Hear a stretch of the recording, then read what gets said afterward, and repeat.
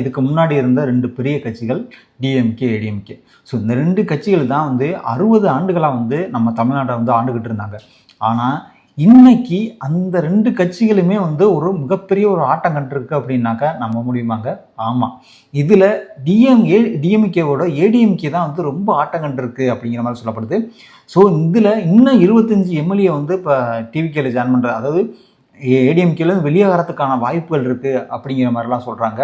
So அது உண்மையா? அடுத்து இன்னொன்று என்னன்னாக்கா, டிஎம்கே இப்போ டிவிகே சைட்லேருந்து 10 எம்எல்ஏவில் நாங்கள் எங்கள் சைடு கொண்டு வர போகிறோம் அப்படிங்கிற மாதிரிலாம் பேச்சுவார்த்தை போயிட்டுருக்கு. எப்படி இவங்க 10 எம்எல்ஏ இப்போ சிட்டிங் எம்எல்ஏயாக இருக்கிறாங்க. இப்போ கரண்டில் அவங்க ஆட்சி பண்ணிக்கிட்டு இருக்காங்க. அவங்க சைட்லேருந்து 10 எம்எல்ஏ நாங்கள் அவங்க சைடு போகிறதுக்கான வாய்ப்புகள் இருக்குது. இதை இப்போ டிஎம்கே சைடு முயற்சி பண்ணுறாங்க. ஃபஸ்ட்டு விஷயம் என்னன்னாக்கா, நம்ம இன்னைக்கு ஏடிஎம்கேவோட நிலைமை. ஸோ இந்த ஏடிஎம்கேங்கிறது எவ்வளோ பெரிய ஒரு கட்சி.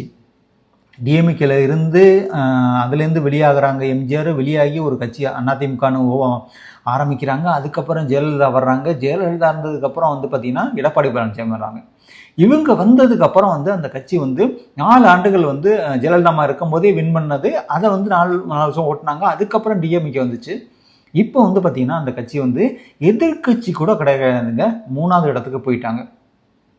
ஸோ அதுக்கப்புறம் அங்கே இருந்த ஒவ்வொரு இதுக்கு முன்னாள் அமைச்சர்கள், எம்எல்ஏ எல்லாருமே பார்த்திங்கன்னாக்கா சாரையாக எல்லாமே கிளம்பி டிவிகேல ஜாயின் பண்ணிகிட்டு இருக்காங்க. ஒரு சில டிஎம்கேல ஜாயின் பண்ணிகிட்டு இருக்காங்க.